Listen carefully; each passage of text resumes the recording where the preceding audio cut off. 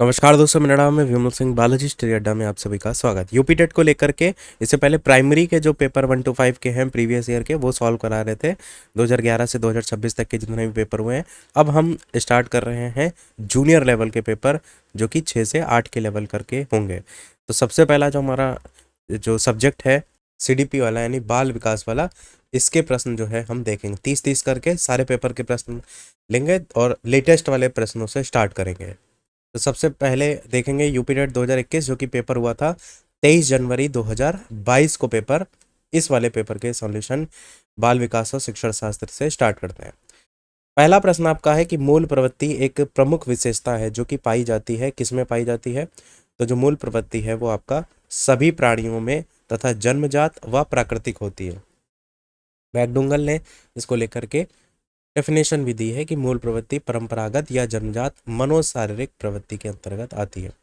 इन्होंने जो मूल प्रवृत्ति है उसको लेकर विशेषताएं भी बताई हैं, जैसे जन्मजात होती है, एक समान होती है, आदत से भिन्न होती है, नष्ट नहीं होती है। चूंकि प्रश्न में पूछी गई विशेषता मैकडूगल के द्वारा दी गई विशेषताओं से समानता प्रदर्शित करती है, इसलिए सी ऑप्शन हो जाएगा। अगला है कि भारतीय संविधान में 6 से 14 वर्ष तक के जो बच्चे हैं उनके लिए भारतीय जो संविधान है उसमें निःशुल्क और अनिवार्य शिक्षा का अधिकार कौन से आर्टिकल में जो है वो रखा गया है? आंसर की बात करें तो अनुच्छेद 21A। और कौन सा संविधान संशोधन है?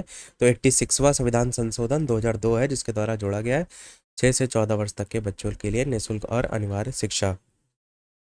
जैसे आर्टिकल 15 में है कि किसी भी नागरिक के साथ जाति, धर्म, लिंग, जन्म स्थान या वंश के आधार पर भेदभाव नहीं होगा। 26 में धार्मिक कार्यों की स्वतंत्रता। 45 में 6 वर्ष से कम आयु के जो बालक हैं उनके लिए प्रारंभिक बाल्यावस्था देखरेख शिक्षा की उपलब्धता। अगला है, क्रेस्मर ने व्यक्ति को इनमें से किस प्रमुख प्रकारों के आधार पर बांटा था?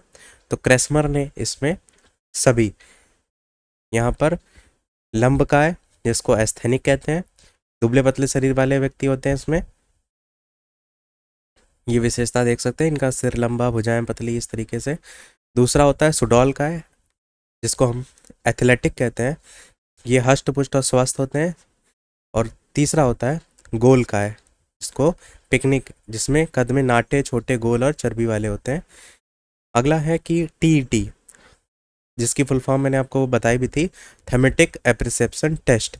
इसका उद्देश्य किसके मापने के लिए जो है वो होता है?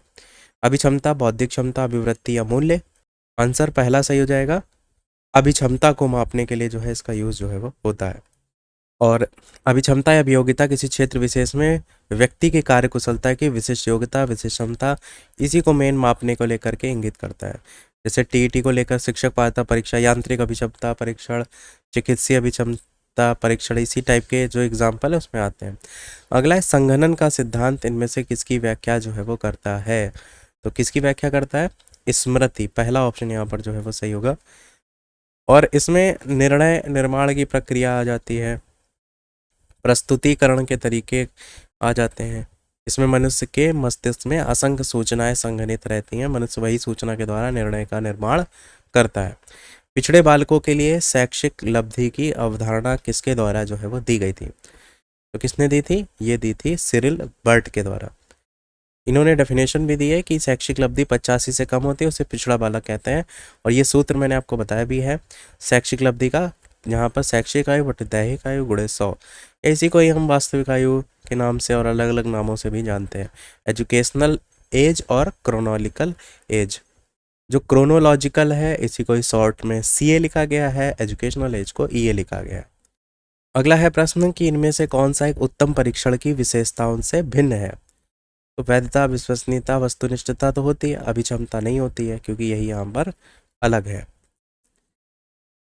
अगला, इनमें से कौन सा बुद्धि का सिद्धांत जो है वो नहीं है?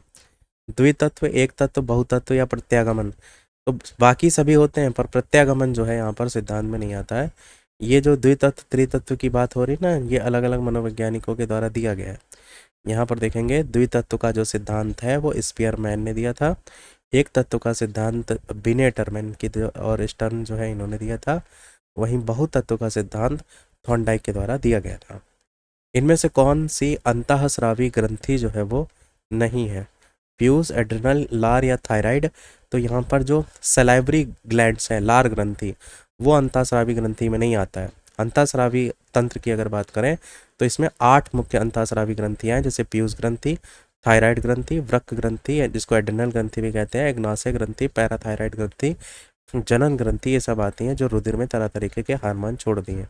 ये हार्मोन शरीर के विभिन्न अंगों तक पहुंचकर उनके कार्यों को नियमित बनाता है।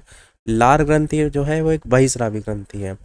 देखिए जो यहाँ पर आप लार देखते हैं वैसे भी मुख्य बाहर रहती है, तो उससे ही भी आपको क्लियर समझ में आ रहा है, तो कंफ्यूजन नहीं होना चाहिए। अगला क्वेश्चन 10वां है, पियाजे के अनुसार संज्ञानात्मक विकास की सेकंड अवस्था यहाँ पर पूछी गई। पियाजे की चारों स्टेज है, आपको पता होना चाहिए। पहली संवेदीगामक है, उसके बाद आपका पूर्व संक्रियात्मक है। यहाँ पर देखेंगे सी वाले ऑप्शन में प्री ऑपरेशनल स्टेज देखने को मिलेगा, तो पूर्व संक्रियात्मक अब सही हो जाएगा। बाकी स्टेज के टाइम पीरियड की बात करें, संवेदीगामक जन्म से 2, पूर्व संक्रियात्मक 2 से 7, मूर्त में 7 से 11 और औपचारिक में 11 से 15। इनमें से कौन सा शिक्षा मनोविज्ञान की सर्वाधिक व्यक्तिनिष्ठ विधि है? तो व्यक्तिनिष्ठ में अंतर्दर्शन विधि जो है आपकी आती है। अंतर्दर्शन का मतलब क्या होता है, या आत्मनिरीक्षण विधि भी कहते हैं, मस्तिष्क द्वारा अपनी स्वयं की क्रियाओं का निरीक्षण करना। अल्बर्ट बंडूरा इनमें से किससे जो है वो संबंधित थे? बिहेवियर थ्योरी दी थी, सोशल लर्निंग थ्योरी, या कॉग्निटिव डेवलपमेंट, या फिर साइकोसेक्सुअल डेवलपमेंट? कौन सा सही होगा?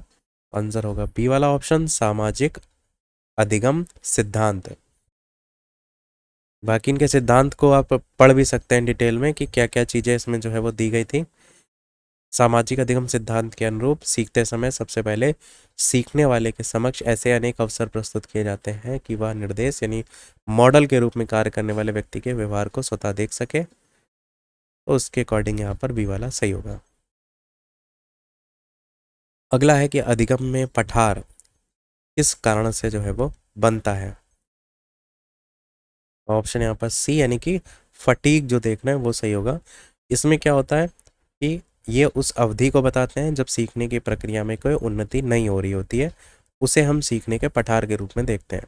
जब थकान होगी तो जाहिर सी बात है जो ये गति है ऊपर की ओर जो बढ़ रहा होगा ग्राफ वो रुक जाएगा, या आप रुकना के संदर्भ में कह सकते हैं कि प्रगति नहीं होगी, उन्नति नहीं होगी। अगला क्वेश्चन है कि दर्पण चित्र परीक्षण किसके मापन के लिए जो है वो यूज होता है? तो ये आपका अधिगम अंतरण को लेकर के यूज होता है। दर्पण चित्र परीक्षण एक मनोवैज्ञानिक मूल्यांकन है जिसका यूज सीखने की दर, हाथ आंख के समन्वय और न्यूरो साइकोलॉजिकल क्षति को मापने के लिए जो है वो किया जाता है। अगला क्वेश्चन देखते हैं जो कि है क्लाउड पिक्चर परीक्षण इनमें से इसके मापन में यूज होता है? पर्सनालिटी, इंटेलिजेंस, एप्टीट्यूड या फिर इंटरेस्ट? आंसर क्या होगा? पर्सनालिटी यानी कि व्यक्तित्व के मापन के लिए जो है ये यूज होता है। एक प्रकार की प्रक्षेपी विधि के अंतर्गत आता है। विलियम स्टर्न के द्वारा ये दिया गया था। 3 चित्रों की श्रृंखला इसमें देखने को मिलती है जो कि स्याही धब्बों के बजाय बादलों से जो है इसमें मिलते जुलते हैं। चित्र ए में सबसे विशिष्ट रंग और रूप होते हैं, चित्र बी में मध्यवर्ती स्थिति पर है और चित्र सी सबसे अस्पष्ट जो है इसमें होता है। इनमें से शारीरिक विकास को प्रभावित करने वाला कारक जो है वो क्या है? वातावरण, वंशानुक्रम, खेल और व्यायाम, सभी? तो सभी के सभी प्रभावित करते हैं किसी भी बालक के शारीरिक विकास को। बुद्धि लब्धि की गणना का जो सही सूत्र है वो इसमें से कौन सा है? तो हमेशा मानसिक आयु बटे वास्तविक आयु गुणे 100 होता है, जो कि बी वाले ऑप्शन में आपको देखने को मिल रहा है। यहाँ पर देखेंगे गुणे में ही 100 लगा दिया, जबकि सेंटर में आपको गुणे 100 देखने को मिलता है। सूत्र किसने दिया था? टर्मन जी के द्वारा जो है वो टर्मन जो है इन्होंने दिया था। अगला है विचारात्मक चिंतन की चर्चा इनमें से किसने जो है वो की थी? तो ये चर्चा जॉन डीवी के द्वारा जो है वो की गई थी। ये सबसे उच्च प्रकार के चिंतन में जो है वो आता है।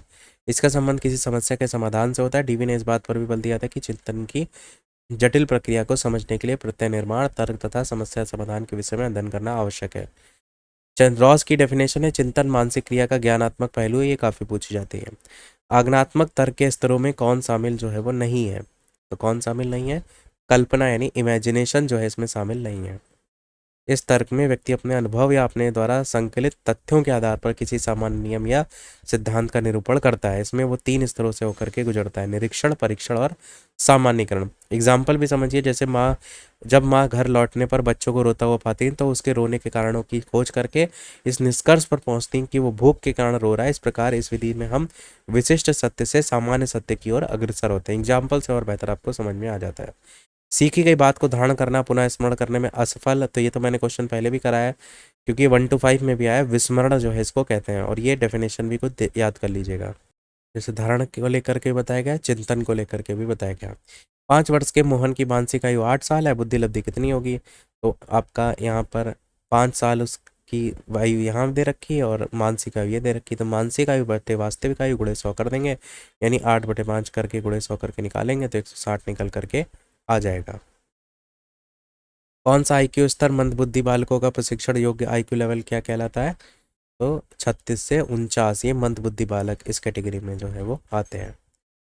ये यहाँ पर क्लियर किया गया है कि प्रश्नानुसार मंदबुद्धि बालकों का प्रशिक्षण योग्य आईक्यू लेवल दिए गए विकल्प ए, सी और डी तीनों से संबंध रखता है, परंतु पीएनपी ने इसका आंसर सी दिया था, पर क्योंकि पहले परीक्षा नियामक प्राधिकारी के द्वारा ये पेपर कराया जाता था ना, इसलिए। निम्न बुद्धि लब्धि में 55 से लगभग 70, सामान्य में 35-40 से लेकर लगभग 50 से 55, तीव्र में 20-25 से लगभग 35-40, अति गंभीर में 20-25 से कम, 70 से 79 सीमावर्ती बालक। ये बौद्धिक अशक्तता के जो टाइप दे रखे हैं इसको सही तरीके से लिखा नहीं गया, आप इसको मत याद कीजिए। जो मैंने आपको एक पहली लिस्ट दी थी उसी से याद करिए, इसमें कंफ्यूज हो जाएंगे, क्योंकि वो एक सिंगल रेंज चलती कि इतने से इतना, ये जैसे यहाँ डबल डबल रेंज दे दी ना, इसलिए मैंने इसको काट दिया है। अगला है कि रोसा इंक ब्लॉट टेस्ट, इसका प्रयोग इनमें से किसके मापन के लिए किया जाता है? तो इसका यूज़ पर्सनालिटी यानी व्यक्तित्व के मापन के लिए जो है वो किया जाता है। इसमें ये व्यक्तित्व परीक्षण है। निर्माण इसका जो है स्विट्जरलैंड के विख्यात मनोरोग चिकित्सक हरमन रोसा थे, उन्होंने 1921 में किया था। इसमें 10 कार्डों का यूज़ किया जाता है और इन कार्डों में 5 बिल्कुल काले होते हैं, 2 काले व लाल होते हैं और 3 अनेक रंगों के होते हैं। जिसमें मनुष्य के व्यक्तित्व का परीक्षण किया जाता है, उसे कार्ड निश्चित समय के अंतर के बाद एक एक करके दिखाए जाते हैं। फिर उससे पूछा जाता है कि उसे प्रत्येक कार्ड के धब्बों में क्या दिखाई दे रहा है। परीक्षार्थी धब्बों में जो भी आकृति देखता है उसको बताता है और परीक्षक उसके उत्तरों को सविस्तार लिखता है और फिर इस आधार पर व्यक्तित्व का मापन किया जाता है। ये विस्मृति का कारण इनमें से कह रहा है कौन सा नहीं है? स्मरण करने की इच्छा, ये विस्मृति के कारण में नहीं आएगा। वह विज्ञान जो संख्यात्मक प्रदत्त को एकत्र करने, विभाजित करने, प्रस्तुत करने, तुलना करने और व्याख्या करने की विधि से संबंधित है, उसे हम सांख्यिकी यानी स्टैटिक्स जो है वो कहते हैं। अगला इनमें से कौन शेष से भिन्न है? तो कौन सा भिन्न है? तो रेवेन का परीक्षण जो है शेष दिए गए विकल्पों से भिन्न है। रेवेन का परीक्षण क्या होता है? बुद्धिमापन के अशाब्दिक परीक्षण का उदाहरण है, जिसमें परीक्षार्थी को एक अपूर्ण प्रतिरूप दिखाया जाता है, उसे दिए गए अनेक वैकल्पिक प्रतिरूप में से वो जो कंप्लीट करने वाला कौन सा होगा वो उसको छांटना होता है, यानी अपूर्ण प्रतिरूप किससे वो कंप्लीट कर सके। 16 पीएफ, टीएटी और ड्रॉ ए मैन परीक्षण का संबंध व्यक्तित्व के मापन से। टीएटी ड्रॉ ए मैन परीक्षण व्यक्तित्व मापन की प्रक्षेपी विधियां हैं। वस्तुनिष्ठ विधि जो है वो 16 पीएफ है। यहाँ पर मध्यांक पूछा गया है कि इनमें से जो है वो कौन सा होगा, तो 7, 8, 9 करके पूछा गया है। तो सबसे पहले इनको हम क्रम में लिखेंगे, यानी बढ़ते क्रम में, तो 7 फिर 8 फिर 9 फिर 10 फिर 11 12। फिर आपका मध्यांक क्या होता है? n+1/2 संख्या, यानी n यहाँ पर देखेंगे 1 2 3 4 5 6 टोटल नंबर है, पर यहाँ पर इधर से 2 हटा देंगे, इधर से 2 हटा देंगे, तो बीच के कौन से आएंगे? 9 और 10 आएंगे। तो मध्यांक निकालने के लिए दोनों को जोड़ करके 2 से भाग दे देंगे, 19/2 यानी कि 9.5 यहाँ पर आएगा। प्रश्नानुसार 3 स्थान पर तथा 10 चौथे स्थान पर, यानी 3.5 भी संख्या 9 से 10 के बीच जो है वो होगी। या सीधे सीधे ऑप्शन में 9.5 आ गया, ऑप्शन में तो आपको दिया ही गया है। अगला देखते हैं इसमें कि सूझ या अंतर्दृष्टि के सिद्धांत का प्रतिपादन किसके द्वारा किया गया था? तो ये गेस्टाल्टवादी, पहला ऑप्शन यहाँ पर जो है वो सही होगा। सूझ या अंतर्दृष्टि का सिद्धांत के मनोवैज्ञानिक या समर्थक जो है गेस्टाल्टवादी जो है वो इसमें थे, और इन्होंने प्राणी संबंध प्रतिक्रिया तथा प्रयत्न और भूल से न सीखकर सूझ द्वारा जो है ये सीखते थे। गुड की डेफिनेशन है, गेस्टाल्टवादियों में प्रमुख मनोवैज्ञानिक कोहलर, कोफका, वर्दीमन है। थॉर्नडाइक, हेगार्टी और स्किनर ये सब सूझ सिद्धांत से संबंधित नहीं है। मैकडूगल के अनुसार प्रत्येक मूल प्रवृत्ति से संबंधित क्या होता है? तो संवेग होता है। जितनी भी मूल प्रवृत्तियां देखते हैं उसके सामने संवेग भी आपको देखने को मिलेगा। तो जैसे ये मूल प्रवृत्ति पलायन है तो उसका संवेग भय है। ये जितनी आप यहाँ पर देख रहे हैं 14 की 14, ये सभी आपको याद होनी चाहिए। मैं इसीलिए एक एक पढ़ के नहीं सुना रहा हूँ, क्योंकि इससे पहले भी हम आपको ये दिखा चुके हैं। अब सारे प्रश्नों के एक्सप्लेनेशन में दिया होता है, तो एक बार आपको दिखा दिया ताकि आप याद कर लीजिएगा। पूर्व अनुभव के आधार पर संवेदना को अर्थ प्रदान करना, ये जो है वो क्या कहलाता है? प्रत्यक्ष ज्ञान, संवेदना, अभिप्रेरणा, कल्पना। लास्ट क्वेश्चन है इस पेपर का, तो आंसर क्या हो जाएगा? प्रत्यक्ष ज्ञान कहते हैं, जो कि एक मानसिक प्रक्रिया है। बाह्य उद्दीपक अर्थात वातावरण से प्राप्त होने वाली उत्तेजनाओं को तात्कालिक ज्ञान देने वाली मानसिक प्रक्रिया को प्रत्यक्ष ज्ञान या प्रत्यक्षीकरण जो है वो कहते हैं। बाकी रायबर्न की भी डेफिनेशन यहाँ पर दी गई है। एक एग्जाम्पल भी यहाँ पर जो है वो दिया गया है, जैसे बालक खेल रहा है, उसे किसी ने उसका नाम लेकर उसे आवाज़ दी, इससे उसे ध्वनि संवेदना हुई और उस ध्वनि को वो पहचान कर अनुमान लगा लेता है कि उसके पिताजी बुला रहे हैं या उसका कोई मित्र बुला रहा है। आवाज़ की इस प्रक्रिया के ज्ञान को ही हम प्रत्यक्षीकरण कहते हैं। अब अगला पेपर देखते हैं हम, हमारा यूपी टेट नवंबर 2018 वाला पेपर, अपर प्राइमरी का, जो कि हुआ था 18 नवंबर 2018 को। एक पेपर और था जो पुनर्परीक्षा वाला था, वो सेम पेपर 2017 ही वाला था, तो वो हम वहाँ ना करा कर 2017 वाला करा देंगे, ताकि एक ही पेपर डबल बार ना हो। तो पहला प्रश्न है, किंडरगार्टन विधि का प्रतिपादन किसने किया था? तो ये फ्रोबेल के द्वारा जो है वो किया गया था। और फ्रोबेल जो महोदय हैं, किंडरगार्टन का अर्थ है बच्चों का उद्यान। अगला है, संकल्पात्मक परामर्श के जन्मदाता इनमें से जो है वो कौन थे? तो थॉर्न आपका यहाँ पर जो है वो सही होगा। और इस प्रकार के परामर्श में परामर्शदाता ना तो अधिक सक्रिय होते हैं, ना ही अधिक निष्क्रिय होते हैं। छात्र के अवांछित व्यवहार के संशोधन हेतु सबसे प्रभावी विधि इनमें से कौन सी है? तो इसे हम डी कहेंगे कि अवांछित व्यवहार के कारणों का पता लगाना और उपचारों का सुझाव देना। डिसलेक्सिया किससे संबंधित होता है? तो डिसलेक्सिया आपका लेखन, पढ़ना लिखना, गणितीय या वाक क्षमता, तो हम कहेंगे पढ़ने लिखने से, पढ़ने संबंधी होता है मेन, और लेखन संबंधी होता है डिस्ग्राफिया, डिस्प्रेक्सिया भी कहते हैं। पढ़ने संबंधी डिसलेक्सिया हो गया। गणितीय कौशल होता है डिसकैलकुलिया, कैलकुलिया मतलब कैलकुलेशन से याद रख सकते हैं। मौखिक रूप से सीखने के लिए अफेजिया, फंस गया कुछ कहते हैं ना, मुंह में फंस गया तो बोल ही नहीं पा रहे, मौखिक से संबंधित, इसको डिस्फेजिया भी कहते हैं। ब्रेन लिपि एवं टेप रिकॉर्डिंग किसके लिए शैक्षिक प्रावधान के रूप में प्रयुक्त किए जाते हैं? तो ब्रेन लिपि उन्हीं के लिए होता है जिनको स्पष्ट रूप से दिखाई नहीं दे रहा है, छू करके वो चीज़ें जो है वो पढ़ेंगे। तो आंसर क्या हो जाएगा? दृष्टिबाधित विद्यार्थियों के लिए होता है। अगला है CWS आन, इसका क्या अर्थ है? विशिष्ट आवश्यकता वाले बच्चे, चिल्ड्रन विद स्पेशल नीड्स इसको जो है वो कहते हैं। इनमें से कौन सा परामर्श का एक तत्व नहीं है? तो आपका वृत्तिक वृद्धि, ये जो है आपका नहीं है। तो प्रश्न में नहीं जो है वो पूछा गया है। अगला मनोविज्ञानशाला उत्तर प्रदेश जो है वो कहाँ पर स्थित है? तो ये आपका इलाहाबाद में स्थित है, और 1942 समय भी याद रख सकते हैं, और आचार्य नरेंद्र देव की अध्यक्षता में जो है वो किया गया था। जो संबंध स्किनर का चूहों से है, थॉर्नडाइक का बिल्लियों से है, वही संबंध कोहलर का किससे है? तो कोहलर का वन मानुस जो है उनसे संबंध है। कोहलर का जो सिद्धांत है अंतर्दृष्टि सूझ का सिद्धांत भी कहा गया है। अधिगम का जो पठार है वो इनमें से कौन से संबंधित है? तो अधिगम में अवरुद्ध वर्धन, ये आपका यहाँ पर जो है वो सही होगा। मैंने बताया था ना कि जब प्रगति रुखी मतलब एक डायरेक्शन में चलती रहती है जहाँ पर कोई आपको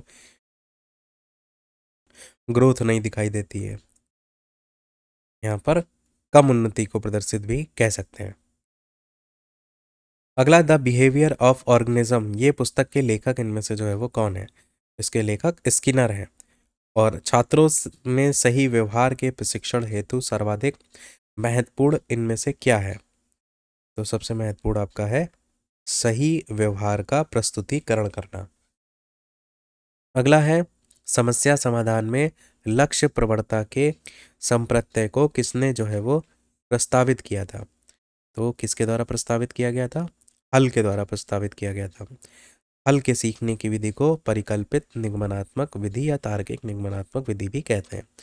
इनमें से कौन सा शिक्षण की विचारधारा से संबंधित नहीं है? तो कौन नहीं है? डेविड ह्यूम, ये आपका सूक्ष्म शिक्षण की विचारधारा से संबंधित नहीं है। बाकी डब्ल्यू एलन है, बुश और एचिसन, ये सभी संबंधित हैं। इनमें से कौन सा शिक्षण अधिगम का स्तर जो है वो नहीं है, आपसे पूछा गया है। तो ये आपका दूरवर्ती स्तर जो है वो सही हो जाएगा।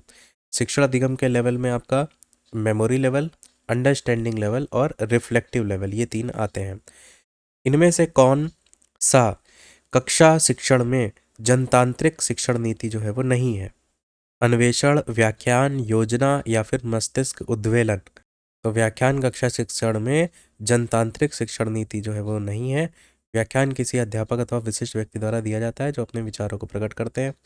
कौन समावेशी शिक्षा की एक विशेषता इनमें से जो है वो नहीं है आपसे कह रहा है, तो कौन सी नहीं है कि यह केवल विशेष आवश्यकता वाले के लिए अभिवृद्धि करती, ये आपका यहाँ पर गलत है। अगला है आपका कि इनमें से कौन सा फ्लेंडर की अंतःक्रिया विश्लेषण प्रणाली से संबंधित नहीं है, तो ये अभिभावक कथन जो है इसमें नहीं है। संभाषण में अर्थ की लघुत्तम इकाई को क्या कहते हैं, तो इसे हम रूपग्राम जो है वो कहते हैं। हम करके सीखते हैं, ये किसके द्वारा कहा गया था, तो ये कहा गया था डॉक्टर मेस के द्वारा। इनमें से कौन सा शिक्षण का स्तर नहीं है आपसे कह रहा है, तो ये आपका वर्णन जो है यहाँ पर नहीं है। शिक्षण के 3 स्तर हैं, स्मृति, बोध और चिंतन। अगला है शिक्षण की अंतः क्रियात्मक अवस्था में मुख्य संक्रिया क्या होती है, तो क्रिया और प्रतिक्रिया की, ये आपका यहाँ पर जो है वो सही होगा। एक बालक काली गाय, काला कुत्ता, काली वस्तुओं को देखकर डरने लगता है, इस प्रकार के अनुबंधन में क्या निहित होता है, तो इसे उद्दीपक सामान्यीकरण जो है वो कहते हैं। शिक्षण विधि का चयन करते समय इनमें से किसको ध्यान में रखने की आवश्यकता कह रहा है नहीं है, तो क्या नहीं ध्यान रखने की आवश्यकता है, अभिभावक की क्या बैकग्राउंड है उससे क्या ही मतलब है। इनमें से कौन सी बाल्यावस्था की एक विशेषता जो है वो नहीं है आपसे कह रहा है, तो जिज्ञासा की कमी है, तो ये विशेषता में जो है वो नहीं आता है। इनमें से कौन सा सृजनात्मक प्रक्रिया से संबंधित नहीं है, तो इसे अभिप्रेरण जो है वो कहेंगे, क्योंकि मोटिवेशन से कोई लेना देना नहीं है, क्रिएटिविटी का। अगला, इनमें से कौन सा बुद्धि और विकास का पहला चरण है, नैतिक, शारीरिक, सामाजिक या फिर मानसिक, आंसर आपका यहाँ पर शारीरिक विकास जो है वो सही होगा। बाकी कौन कौन से चरण होते हैं इसमें, शारीरिक, मानसिक, संवेगात्मक, नैतिक और सामाजिक। सीखना एक तरीके के व्यवहार का क्या है, तो संशोधन है आपका यहाँ पर सही हो जाएगा। गिलफोर्ड ने कहा भी था कि व्यवहार के कारण व्यवहार में आया कोई भी परिवर्तन अधिगम है। स्किनर बॉक्स का प्रयोग किया जाता है किसके लिए, तो स्किनर बॉक्स का प्रयोग प्रसूत अनुबंधन के लिए जो है वो किया जाता है।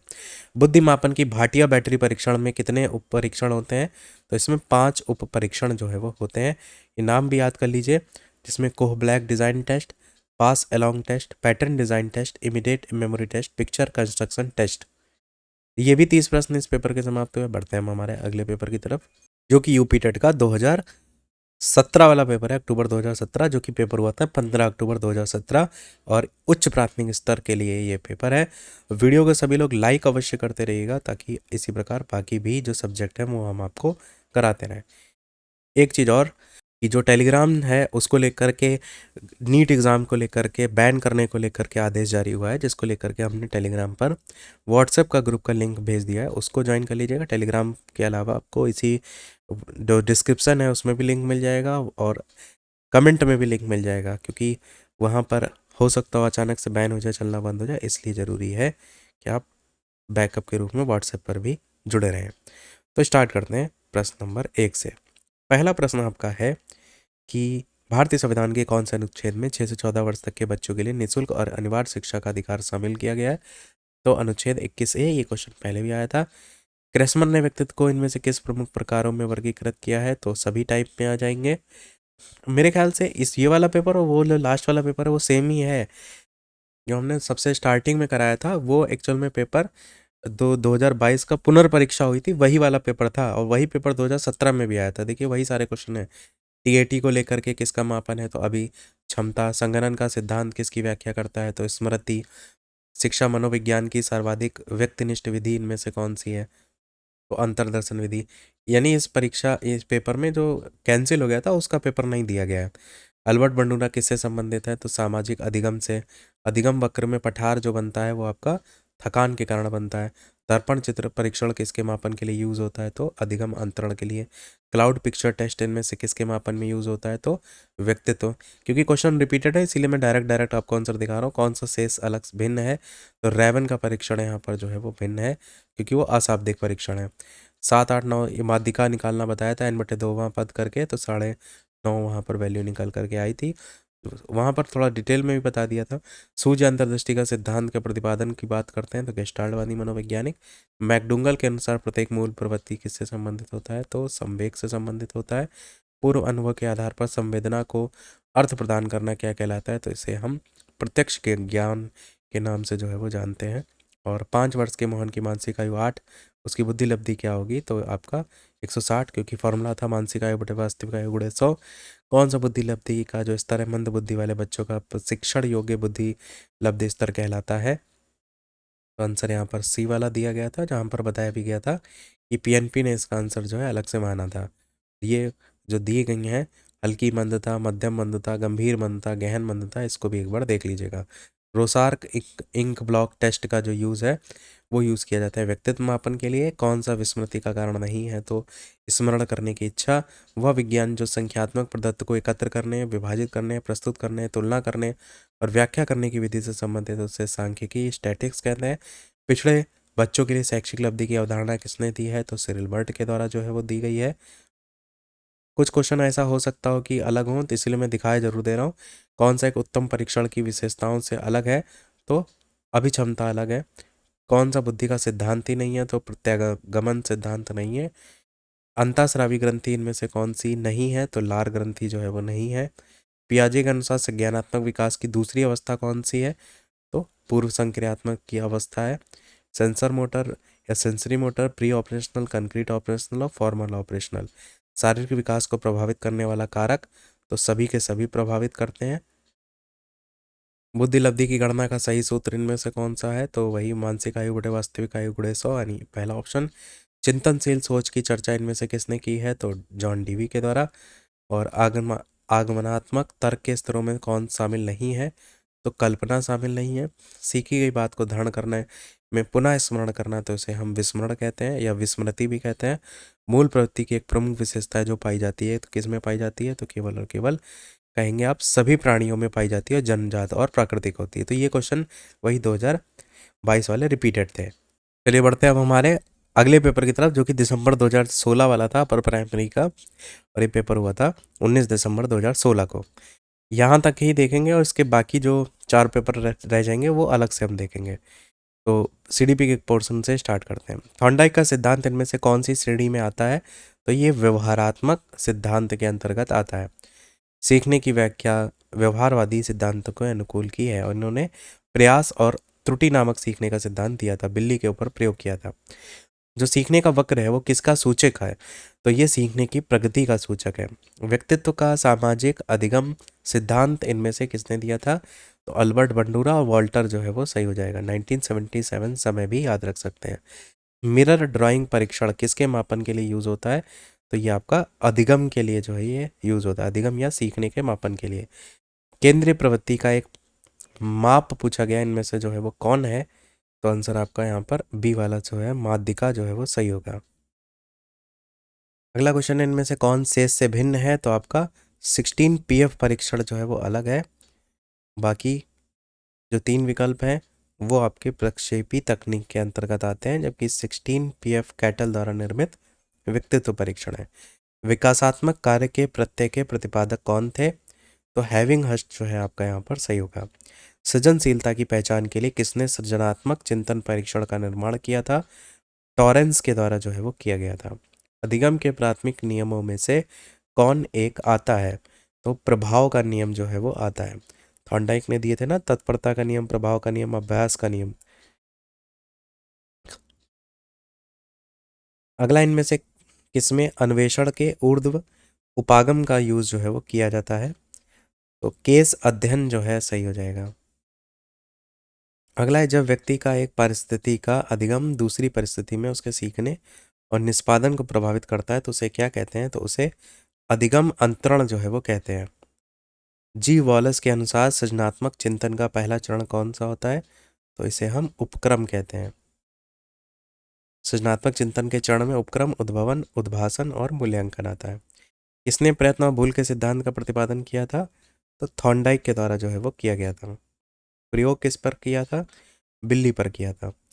व्यक्तित्व व्यक्ति के अंतर्गत उन मनोशारीरिक गुणों का गतिशील संगठन है जो कि पर्यावरण में उसके अपूर्व समायोजन को निर्धारित करता है। ये जो परिभाषा है किसने दी थी? तो ये परिभाषा GW आलपोर्ट के द्वारा दी गई थी 1937 में। सीखने में पलायन किस पर आधारित होता है? तो नकारात्मक पुनर्बलन पर आधारित होता है। जैसे यदि विद्यालय में बच्चों को कठोर दंड दिया जाता है तो वह विद्यालय कभी कभी अथवा कभी नहीं आते हैं। तो इसमें सीखने में पलायन की समस्या उत्पन्न होती है। भाषा का वह घटक कौन सा है जो ध्वनि की गति के अनुरूप संचालन और उसकी रचना से संबंधित नियम की चर्चा करता है, उसे क्या कहते हैं? तो उसे स्वर विज्ञान जो है वो कहते हैं। अगला है वुडवर्थ के अनुसार स्मृति का आयाम कौन सा नहीं है? तो तर्क करना जो है वो नहीं आता है इसमें।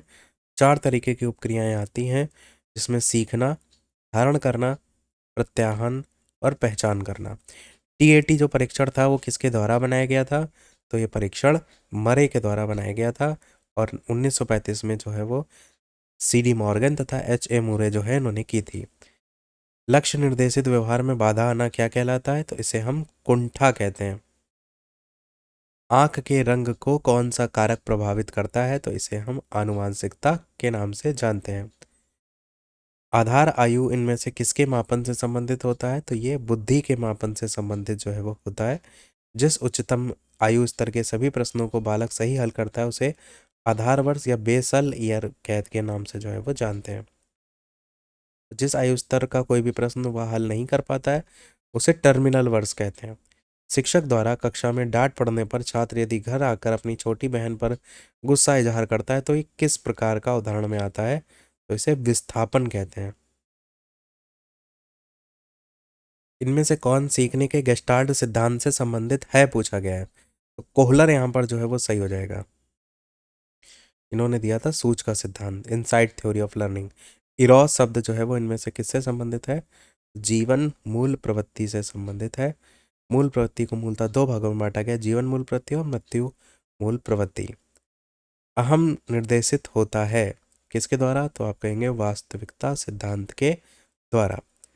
अगला है काली सिस्टोकाइनिन एक हार्मोन है जिसकी सुई यदि दे दी जाए तो इससे प्राणी में भूख कम हो जाती है, यह आपका सही हो जाएगा। बुद्धि परीक्षण में एक 16 वर्षीय बच्चा 75 अंक प्राप्त करता है तो उसकी मानसिक आयु कितनी होगी?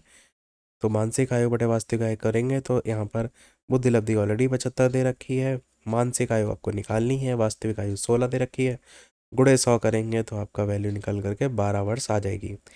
केंद्रीय तंत्रिका तंत्र में होते हैं सभी अंग मस्तिष्क मेरुदंड या मस्तिष्क तथा मेरुदंड दोनों? तो दोनों होते हैं। केंद्रीय तंत्रिका तंत्र में मस्तिष्क तथा मेरुदंड आते हैं। सेकंड लास्ट क्वेश्चन है इस वीडियो का, मनोग्रस्ती बाध्यता विकृति एक है तो ये आपका एक प्रकार की चिंता विकृति में जो है वो आती है। इसमें रोगी बार बार किसी अतार्किक और असंगत विचारों को ना चाहते हुए भी मन में दोहराते रहता है। रोगी ऐसे विचारों की अर्थहीनता, असंगतता एवं अतार्किक स्वरूप को भलीभांति समझता है, उनसे छुटकारा भी पाना चाहता है, परंतु वो लाचार रहता है और विचार बार बार उसके मन में आकर के उसमें मानसिक अशांति उत्पन्न करती हैं। तो ये आपका मनोग्रस्ती बाध्यता है। लास्ट क्वेश्चन आपके लिए है जिसका आंसर वीडियो के मेन कमेंट में आपको बताना है। जैसे कि सभी वीडियो में एक ना एक प्रश्न आपसे पूछते हैं। तो ये प्रश्न है, सामूहिक अचेतन का संप्रत्यय किसके द्वारा दिया गया था? पावलव, स्किनर, फ्राइड या युंग? अपना आंसर वीडियो के मेन कमेंट में बताइएगा। अगले वाले वीडियो में इसका आंसर भी हम आपको बता देंगे। बाकी जो अभी पेपर रह गए हैं आपके, 2016 का एक और पेपर था, 2016 में 2 बार हुआ था, वहाँ से लेकर 2011 तक के जितने पेपर हैं वो हम सेकंड पार्ट में करा देंगे। इससे वीडियो बहुत ज़्यादा बड़ा भी नहीं होगा और कम वीडियो में, यानी कम लेंथ में आप ज़्यादा पेपर की प्रैक्टिस कर पाएंगे। बाकी अगला कौन सा टॉपिक पर वीडियो चाहिए वो भी अवश्य कमेंट में बता दीजिएगा ताकि उस पर हम वर्क कर सकें। बाकी कोई प्रश्न हो कमेंट में पूछ लीजिएगा। वीडियो लाइक से सब्सक्राइब कीजिएगा। मिलते हैं अगले अपडेट में, तब तक के लिए सभी को नमस्कार, जय हिंद।